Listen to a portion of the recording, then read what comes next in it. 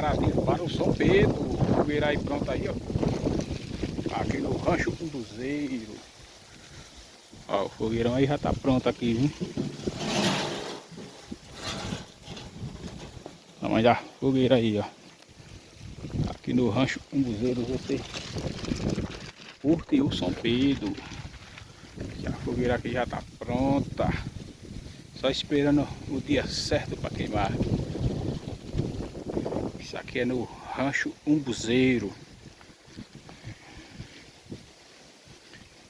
A gente vai festejar o São Pedro aí com a fogueira, viu? Chega pra cá curtir o São Pedro aqui no Rancho Umbuzeiro, que acontecerá dia 28